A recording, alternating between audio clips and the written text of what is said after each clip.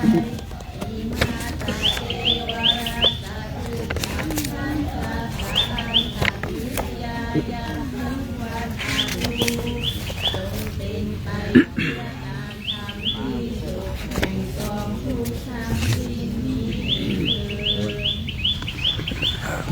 ิดหนังสือไปที่หน้า91นะครับกรวดน้ำตอนเช้า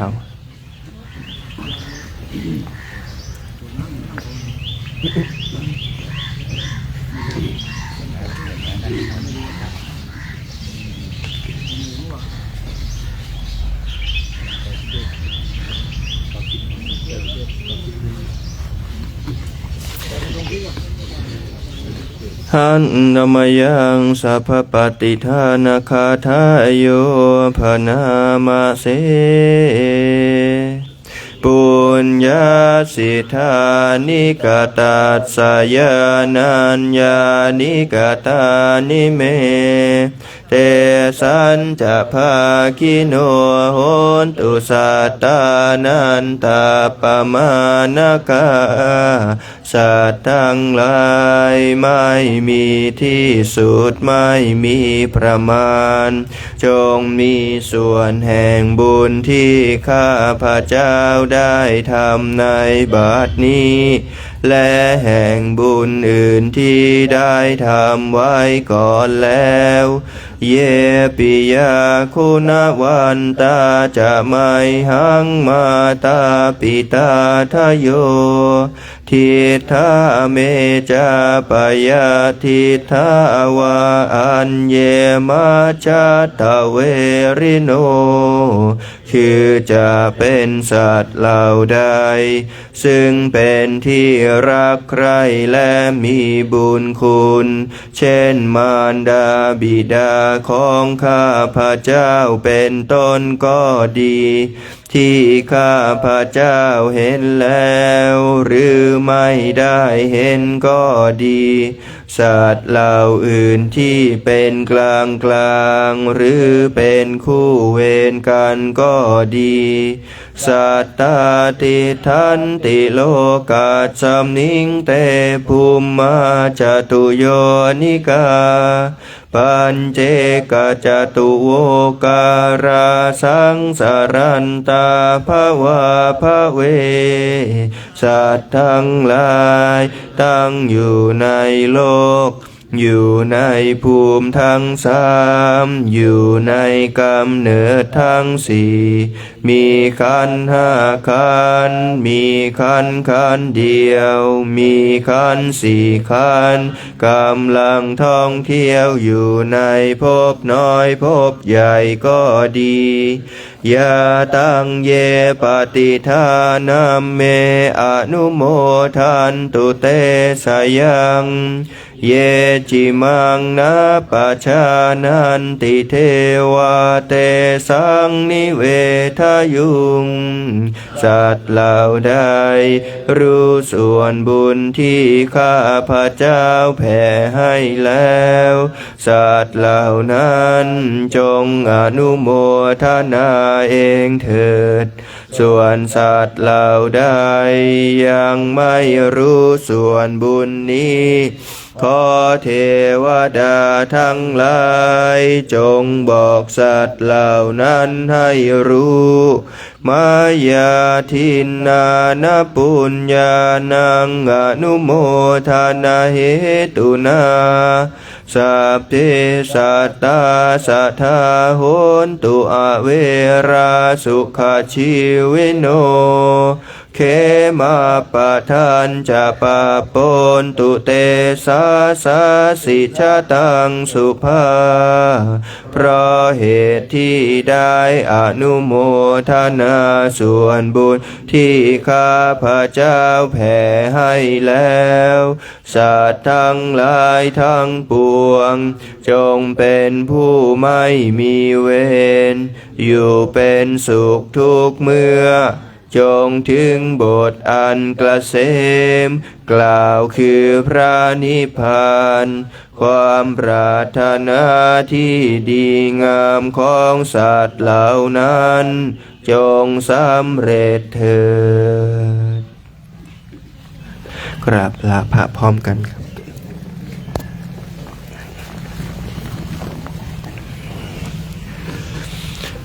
อะระหังสัมมา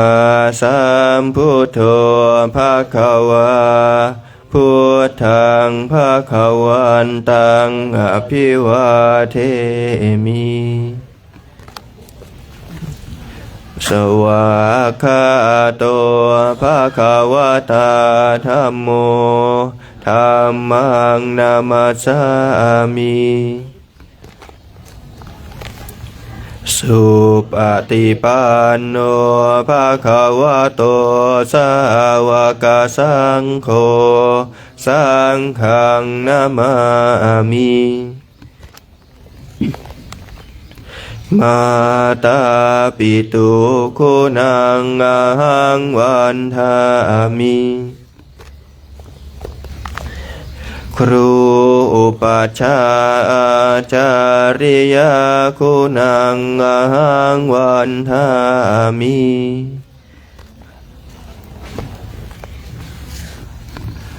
นิมนต์ตั้งแถวนะครับ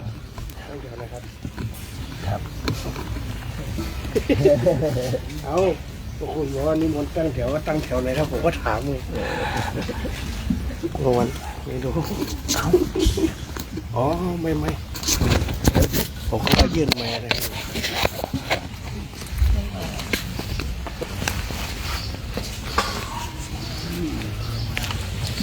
เฮ้ยระวัง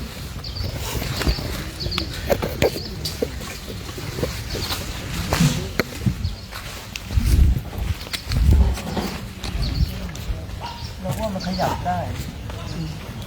นอน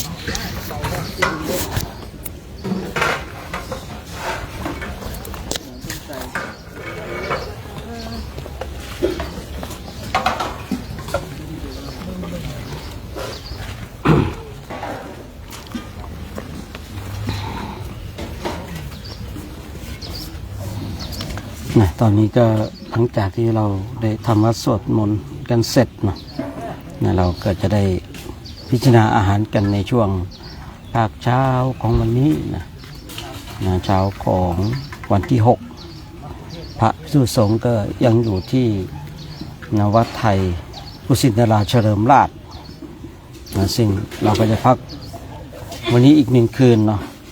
วันพรุ่งนี้ก็จะได้ออกจาริกต่อก่อนที่ออกจาริกในวันพรุ่งนี้เอาวันนี้ให้รอดก่อนเนาะประเมินสถานการณ์วันต่อวันรอดวันต่อวันแล้วช่วงนี้ญาติโยมนะ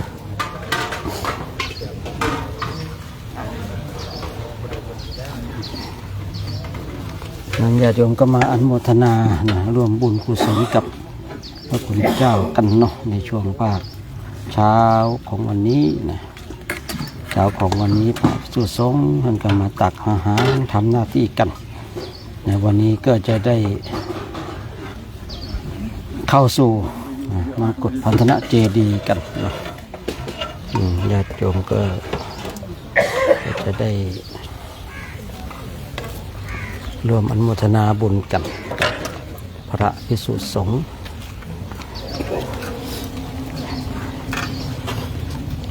ดูเบอร์ด้วยไม่ลงนะ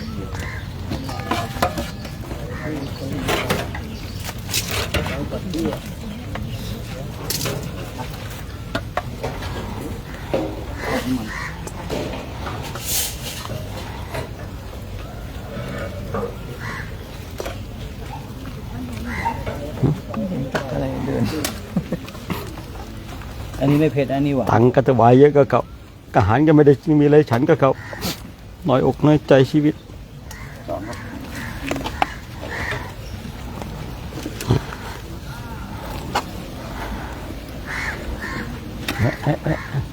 แปะนี่ก็2ครับ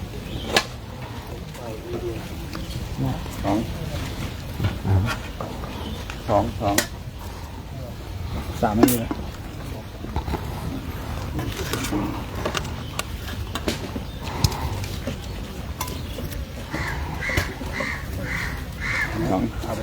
เอาตอนไหนนี่เอาเยอะไปแล้วการเป็นอะไร2 อัน ของครับ ญาติโยมก็ชมพระตักอาหารกันเนาะในช่วงภาคสายๆของวันนี้นะสายของวันนี้ก็พระสงฆ์ก็ตักอาหารกันแต่ละรูปแต่ละองค์ก็พิจารณาอาหาร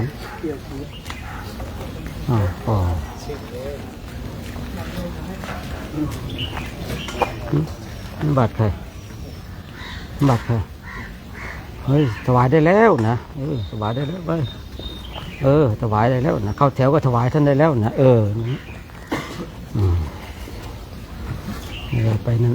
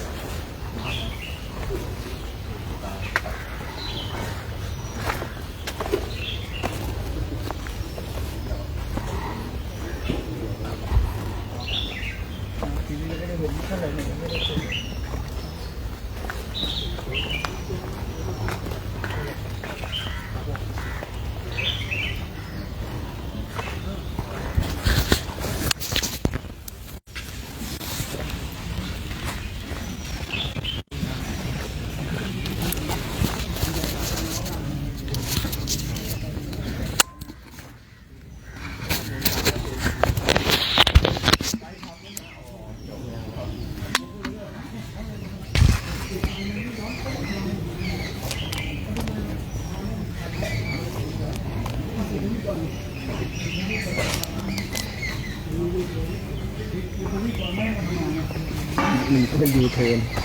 ยูเทิร์นยังมีชุดมองเป็นยูเทิร์น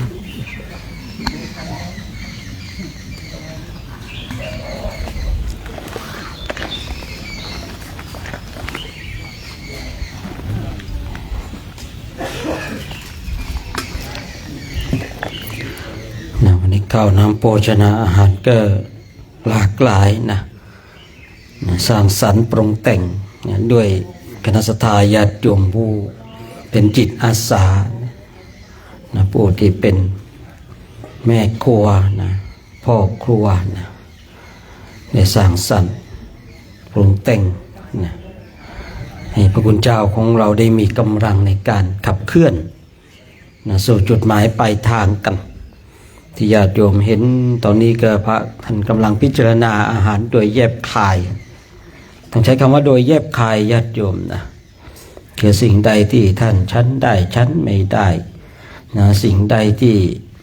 ตกลงไปในบาตรแล้วจำเป็นจะต้องฉันเนี่ยนะแต่ยังไม่ได้ตกอยู่ในลงไปในบาตรก็ยังหลีกเลี่ยงได้นะเพราะว่าถ้าตกลงไปในบาตรแล้วนะสิ่งเหล่านี้สักแต่ว่าธาตุตามธรรมชาติกำลังจะเปลี่ยนไปตามเหตุตามปัจจัยอยู่เนืองนิดนี่ตอนที่ยังไม่ได้ตกอยู่ลงไปในบาตรก็ยังสามารถเลือกได้แล้วนะเลือกอาหารโดยที่ไม่แสดงต่อโลกของเรานะพอตกลงไปในบาตรอันนั้นละของฉันละนะพอเราพิจารณาโดยแยบคายนะสิ่งเหล่านี้สักแต่ว่าธาตุตามธรรมชาติเนี่ยกำลังเปลี่ยนไปตามเหตุตามปัจจัยเราฉันอาหารเพื่อบรรเทาทุกขเวทนาเก่าทุกขเวทนาเก่านี่คือความหิวและไม่ทำทุกขเวทนาใหม่ให้เกิดขึ้นเนี่ยคืออิ่มเกินไปเนี่ยที่เราฉันภัตตาหารกันเนี่ยฉันภัตตาหารเนี่ยเพื่อบรรเทาทุกขเวทนาเก่านะคือความหิวเนี่ยไม่ให้มันเกิดขึ้นไม่ให้มันเกิดขึ้นบรรเทาทุกขเวทนาใหม่คือความหิวถ้าไม่มีข้าวน้ำโภชนาอาหารนี่ก็ลำบากนะมีมากเกินไปก็ลำบากมีน้อยเกินไปก็ลำบากไม่มีเลยก็ลำบากเนี่ยก็เอาส่วนที่พอดีสำหรับนะเราท่านทั้งหลายนะบางทีก็อาหารนะในประเทศอินเดียเนาะอันนี้ถือว่าปราณีตแหละนะทางโรงครัวกันใส่ทำกันโอ้โหเครื่องกลางก็แก๊กนะถวายพระคุณเจ้าเรานะพระคุณเจ้าเรานะในฝ่ายเดินเนี่ยยิ่งเดินยิ่งมีกำลังนะเพราะเราได้ฝึกสมาธิอยู่ตลอดเวลานะคือพูดง่ายๆว่ากำลังกายเราก็ได้กำลังใจเราก็เกิด แต่ทาง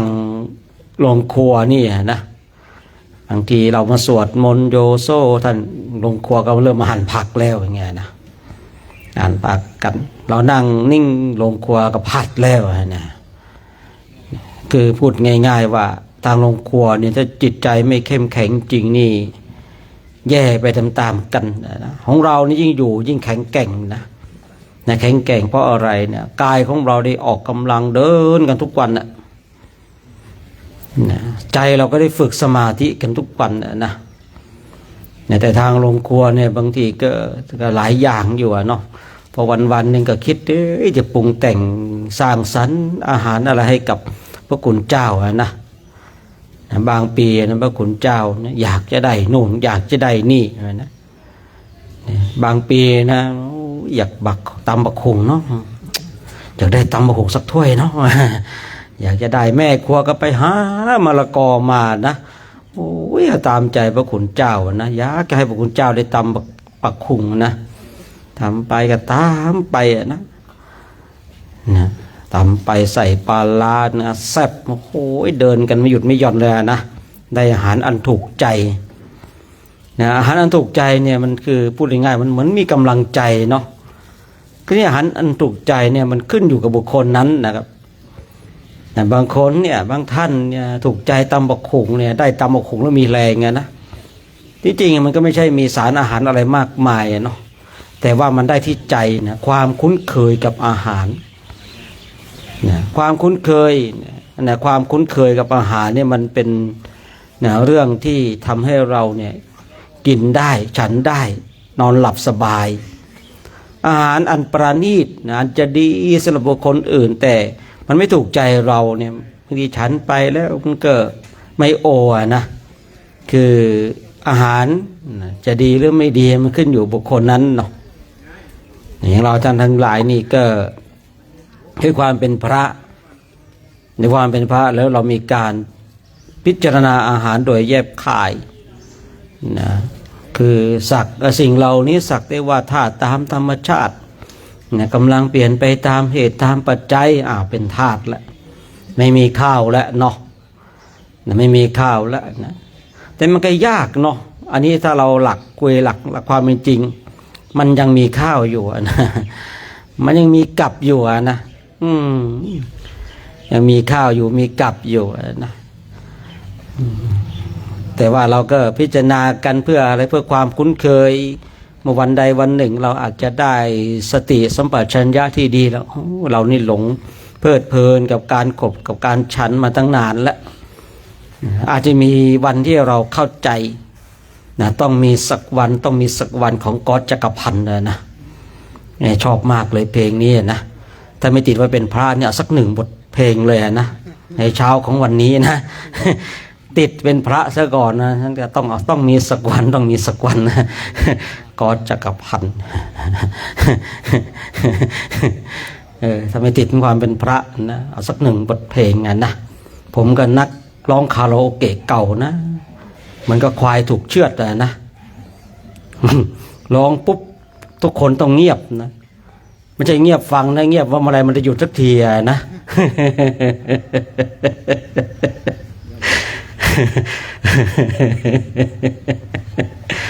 หยอกเราก็ยังบางทีอะไรพิจารณาสิ่งเหล่านี้สักว่าธาตุตามธรรมชาตินะกำลังเปลี่ยนไปตามเหตุตามปัจจัยนี่เราสักแต่ว่าธาตุนะแต่ว่าปากเราสักแต่ว่าธาตุนะแต่ใจของเรามันยังแยกอยู่ไอ้นี่เป็นข้าวไอ้นี่เป็นนู่นเป็นนี่นะแต่ว่าต้องมีสักวันหนึ่งที่เราจะได้เข้าใจความเป็นจริงที่ผมบอกว่าก่อนหน้านี้เนี่ยอาหารที่อยู่บ้านนอกอาจจะเป็นที่ยังไม่ได้ตกอยู่ในบาตรของเราอาจจะเป็นผักเป็นข้าวเป็นหมูเห็ดเป็ดไก่แต่พอตกอยู่ในบาตรของเราพิจารณาแล้วเราต้องพยายามพยายามว่าสิ่งเหล่านี้สักว่าธาตุตามธรรมชาติสักแต่ว่าธาตุตามธรรมชาติแล้วฉันไปเพื่อบรรเทาทุกขเวทนาเก่าคือความหิวเนี่ยแล้วไม่ทำทุกขเวทนาใหม่ให้เกิดขึ้นคืออิ่มเกินไปอึดอัดเกินไปถ้าเราอิ่มเกินไปอึดอัดเกินไปเนี่ยเราจะต้องมาทบทวนตัวเองว่า การที่เราเนี่ยฉันภัตตาหารเนี่ยการพิจารณาของเราแยบคายขนาดไหนถ้าเราแยบคายเนี่ยเราก็อิ่มแล้วนะบริโภคอาหารให้มันพอดีกับร่างกายนะของเรานะอย่าให้ความหิวนะเข้ามาเบียดเบียนเราจนทำให้เราขาดสติที่ผมเคยคุยนะไอ้ช่วงที่เราตักอาหารอาจจะขาดสติเพราะความหิวอะไรก็อร่อยทั้งหมดอะนะแต่พอเมื่อเราพิจารณาแล้วนะได้สังขารโยแล้วยะถาแล้วเราเมื่อกี้เราตักอาหารโดยการขาดสตินะเรามีสติได้เราก็เราจะฉันอาหารแบบมีสติที่ครูบาอาจารย์ก็บอกอะไรอร่อยเนี่ยฉันที่หลังแต่ของเราจะกลับกันเนาะอะไรอร่อยแต่ฉันก่อนเนี่ยนะยังไงแต่วันไหนถ้าฉันนั่นก็นึกถึงว่าเราเดินฝ่าดงกับระเบิดวันนั้นให้ได้นะแหมวันนั้นเนาะโอ้โหมันมีหลากเหลือเกินเนาะหลับตาก็เป็นคุกกี้ทั้งหมดเลยเนาะคุกกี้ดีๆนี่เองอะนะต้นแบบของขนมคุกกี้เกิดจากตรงนี้แหละท่านทั้งหลายมันเหมือนจริงๆนะวัดอะไรไม่ชีสโมสะอันโอเคสาธุนี่อะไรซาสโมสาธุสโมสะนะสโมสะนะนิมนต์นะครับไปเดี๋ยวเดินถวายกันนะสโมสะนะอันนี้คงไม่ใช่นะนี่คงอาหารอะไรของเขาไม่รู้นะแต่อันนี้สโมสะเนาะทอดผักนี่ทอดผักผมก็ว่าขนมเนี่ยมันพิจารณาเกินไปเนาะมันเลยไม่รู้ว่ายังไงนะมันสักแต่ว่าธาตุอย่างเดียวแล้วนะเลยไม่รู้นี่เป็นขนมคล้ายๆผักอะไรไม่รู้ลองดูเถอะพระคุณเจ้าเว้ยสงสัยหลายเนาะสงสัยหลายกับปรุงหลายนะ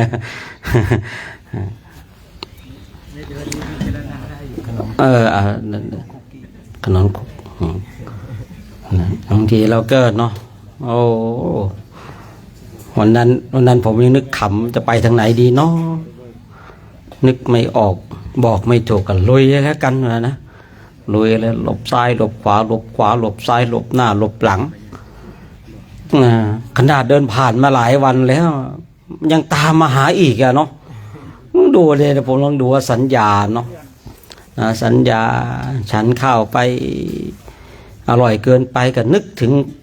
กับระเบิดบ้างก็ได้นะเนี่ยมันจะได้แบบทำให้เราเนี่ยไม่อยากจะฉันบางสิ่งบางอย่างนะท่านทั้งหลายเราต้องมีอุบายคำว่าอุบายนี่คือการที่เราต้องหาสิ่งมาหักล้างอย่างเราเนี่ยมันฉันมากเลยนะขาดสติตอนตักเนี่ยแต่เราอยากขาดสติตอนฉันเนี่ยถ้าเราขาดสติตอนตักแล้วเนี่ยอาจจะถูกความหิวครอบงำแล้วอะไรก็อร่อยไปหมดทุกอย่างนะแต่เวลาฉันจะไปขาดสติให้พิจารณาโดยแยบคายว่าสิ่งเหล่านี้สักแต่ว่าธาตุเนี่ยคือเราต้องทำบ่อยๆย้ำบ่อยๆเตือนบ่อยๆเมื่อเราทำบ่อยๆเข้าเนี่ยจิตของเรามันก็จะยอมรับแล้วก็มันจะเป็นไปโดยอัตโนมัติของมันเองอาศัยการฝึกบ่อยๆผมเองเห็นคนของการที่เราได้ฝึกบ่อยๆในสิ่งใดสิ่งหนึ่งนะสิ่งใดสิ่งหนึ่งเนี่ยถ้าเราฝึกบ่อยๆนะมันก็จะคุ้นเคยแล้วก็จะทำอย่างเป็นประจำในอย่างเช่นเราตื่นมาปุ๊บเนี่ยเรานั่งภาวนาก่อนพอเราทำบ่อยๆเข้าตื่นมาจะนั่งภาวนาถ้าใครฝึกว่าตื่นมาจับโทรศัพท์ปุ๊บมันจะควานหาโทรศัพท์ก่อนเนี่ยฝึกสิ่งใดมันก็ไปอย่างนั้นก็เนี่ยเราฝึกนะพิจารณาอาหารว่าสักเนี่ยสิ่งเหล่านี้สักว่าธาตุตามธรรมชาติเราเคี้ยวค่อยๆเคี้ยวไปเนี่ยค่อยๆเคี้ยวไปเนี่ยรู้รสชาติไปแต่มางี้บางทีมันค่อยเคี้ยวไม่ได้เนาะแหมมัวแต่เคี้ยวหนอขยับหนอหวานหนอเปรี้ยวหนอจืดหนออร่อยหนอกำลังจะกลืนหนอกลืนลงไปหนอกลืนแล้วหนอ แม่สายหนอเนี่ยเคยไปฝึกนะสมัยก่อนโอ้ยไปเดินหาเหรียญกันเลยไงพองหนอยุบหนอนี่ควายยังหนอไซหนอเห็นเขาอะเนาะไอเราพุทโธเดินจุบจับจุบจับจุบจับจุบจับแป๊บเดียวถึงหัวจงกรมท้ายจงกรมเดินเราไปเห็นเขาเดินพองควายยังหนอไซหนอโอ้ยไปเดินหาเศษเหรียญกันยังไงมานะใครมาทำเศษตังเศษเหรียญตกเราเป็นหาอยู่งั้นแหละว่าเขาปากไม่ดีนะปากมาไปหน่อยนะ ปากไม่ดีผ่านไปประมาณปีหนึ่งมั้งนะหลวงพ่อเนี่ยไปเข้ากรรมฐานไปฝึกดูที่เป็นยังไงถูกอยู่4 เดือนนะท่านทั้งหลายสุก4 เดือนอยู่ในห้องขังอย่างเดียวเลยครับถึงเวลาเขาก็ก๊อกเอาข้าวมามีข้าวบ้างบางวันก็มีข้าวอย่างเดียวบางวันก็มีกับอย่างเดียวบางวันก็เปรี้ยวหวานมันเค็มไม่รู้เด็กแรกเราก็ไม่ทันเนี่ยนะอะไรวะแกล้งกูหรือไงวะเอาข้าวมาอย่างเดียวเนี่ยแรกๆมันไม่เท่าทันครับมันหงุดหงิดโกรธครับนั่งโกรธอยู่ในห้องคนเดียวนะพอมันมีสติอ๋อเข้าใจเอาเนี่ยเขาจะมาถวายอย่างไรแล้วก็ฉันแบบนั้นอยู่4 เดือนนะ4 เดือนโอ้ช่วงนั้นก็ได้สภาวะดีนะว่าอยู่คืนหนึ่งนั่งภาวนาไปพุทธนู่นไปไหนก็ไม่รู้นะโค้ปันไปที่ตรงนั้นเนาะโอ้โหบรรยายตรงนี้ถ้าไม่ได้ฉันข้าวแน่นะโหไปพอสภาวะเกิดดีครับผมมีอยู่ข่าวครั้งหนึ่งปีแรกของโครงการเนี่ยอันนี้เราอาจจะฉันมากเกินไปกันแล้วกันเนาะเลยฝันปีแรกเราจะพักที่วัดเกาหลีเนี่ยนี่ถ้าเราเดินไปเราจะเห็นวัดเกาหลีเนาะปีแรกเราพักตรงนั้นผมก็นั่งกลางคืนเที่ยงคืนที่1ลุกนั่งปุ๊บจิตมันดิ่งมันไปแล้วมันบอกว่าวันที่พระพุทธเจ้าปรินิพพานเนี่ยผมนั่งตรงนั้นเหมือนกันว่านะที่นั่งตัวที่เรานั่งตรงนั้นนะมันนั่งเหมือนกับที่เรานั่งเลยนะเนี่ยวัดเกาหลีเนี่ยยังจำตรงนี้ได้เลยนั่งสักเที่ยงคืนตี 1เนี่ยนั่งจิตมันดิ่งไปแล้วมันไปแล้วมันย้อนกลับมาแล้วมันบอกว่าวันที่พระพุทธเจ้าปรินิพพานเนี่ยเราก็นั่งตรงเนี้ยนั่งแบบนี้เลยนั่งตรงเนี้ยสงสัยจะฉันมากเกินไปนะมันเลยฝัน มันเลยฝันผมยังจำได้แม่นแล้วครับผมก็หันหน้าไปทางสถูปนะครับนะสักเที่ยงคืนตี 1นั่งจิตมันก็ดิ่งช่วงนั้นกำลังนักเลงสมาธิด้วยเนาะพรรษาสัก10เท่าไหร่นะ12 13แล้วมั่งกำลังนักเลงสมาธิอะไรช่วงนั้นนะจิตกับสมาธิมันเร็วมากช่วงนั้นนะเข้าสมาธิกำหนดเข้าสมาธิได้เร็วมากจะเข้าตอนไหนก็เข้าได้ตอนนั้นสบายนะคือพูดง่ายๆว่าตอนนั้นก็กำลังของสมาธิก็ดีนะ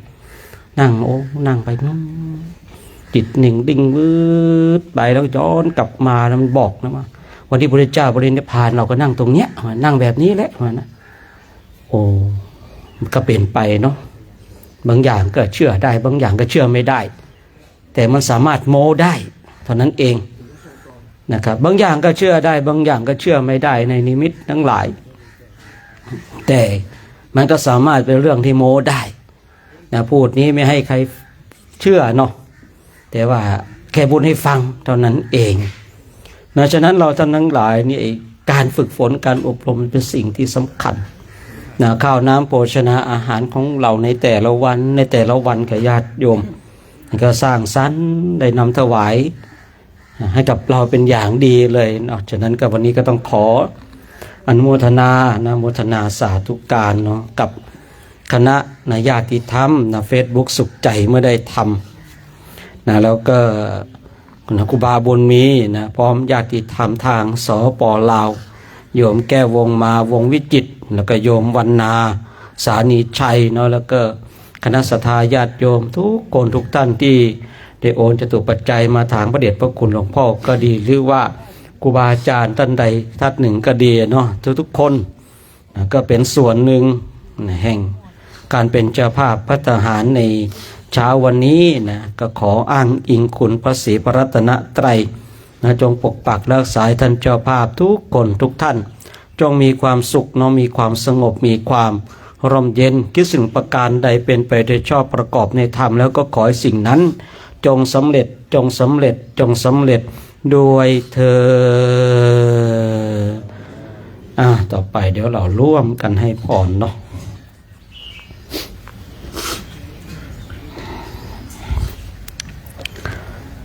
ยะทาวะริวหาปุราปาริปุเรนติสาขรังเอวะเมวะอิโตทินังเพตันนังอุปกัปปติอิชิตังปชิตังตุมหังคิปะเมวะสมิจจันตุสเปปุเรนตุสังกัปปาจันโทปนะระโสยถามณีโชติระโสยถาวิวาจันตุสาปาโรโควินาสตุมาเตภวัตวันตารายโยสุขีธิขายุโกภวะอภิวาทนาสิเลียสานิจาวัฏาปจายโนจาตารอยธรรมาวัฏติอายุวันโนสุขังภารังอายุโทภระโทติโลวานาโทปฏิภาณโทสุขาสัทธาตังทาเวสุขังโสอติคาชติอาทาตวาภรังวันนังสุขันจะปฏิภาณโทติขายุยาสวาโหนติยาตายาโตปปาชติติภวตุสาภามังคลังดาขันโตสาปเทวตาสาปทานุภาเวนัสทาโสทิภวันตุเตภามังคลังรักขันตุสาปเทวตาสาปมานุภาเวนัสทาโสทิภวันตุเตภวตุสาภา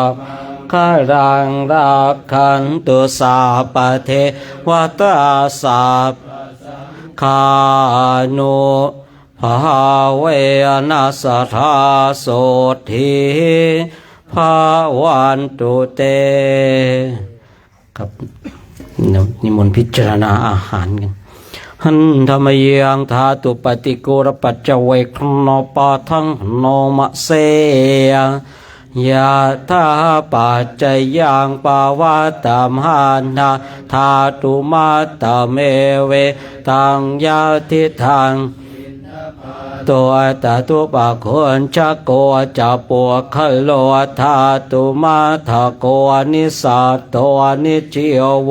สุญโยสะโพปัญหายังทัพพาโตอาจิโคชนิโยอิมังโพติกายะปัทวาอติวิชิโคชนิโยชายติครับนิมนต์พิจารณาอาหารนะโมทนากับทางวัดไทยกุศินาราชเฉลิมราชด้วยเนาะโมทนาโยมแม่ชีด้วยนะที่จังหวัดอยู่ข้างนั้นเนาะกับรับทราบกับโมทนา